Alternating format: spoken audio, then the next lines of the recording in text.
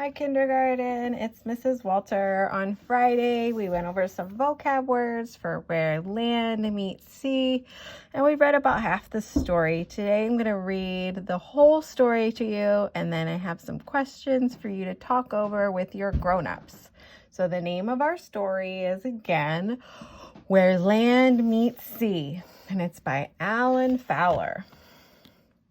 You remember this page is called the title page. It says, many families spend summer vacations by the seashore. They head for wide, sandy beaches that are great for swimming or surfing or boating or just lying in the sun. But there are other kinds of seashores besides sandy beaches. A seashore is any place where land meets sea or ocean. Some seashores are rocky. They may look lonely, but they are full of life. Animals and plants live in little pools called tide pools among the rocks. Steep cliffs can be found behind many rocky shores, or a cliff might rise directly out of the water. Some seashores are marshes, thick with tall reeds and other plants growing in salty seawater. Great numbers of fish live in the salt marshes. Certain trees, such as mangroves, can grow in salt water. There are muddy seashores, too. People dig for clams in mudflats or sandy beaches. Not all beaches have fine sand.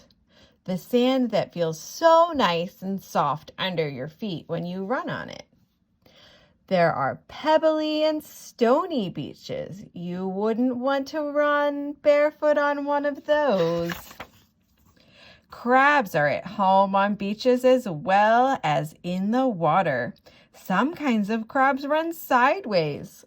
Gulls, pelicans, and many other birds fly and nest along seashores.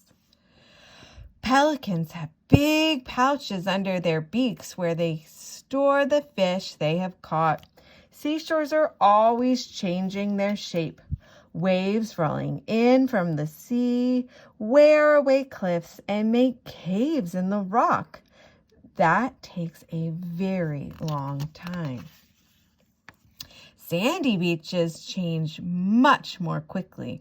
Just one heavy storm can wash away most of a beach. Waves and wind shift sand from place to place. Sand may pile up to form a long offshore island called a sandbar. The bar then protects the seashore from the waves. Breakwaters are walls that people build in the water. They slow down the waves and help keep the sand from being carried out to sea. A big river can change a shoreline. The river carries silt, bits of rock and soil, which form new land where the river meets the sea. This new land is called a delta.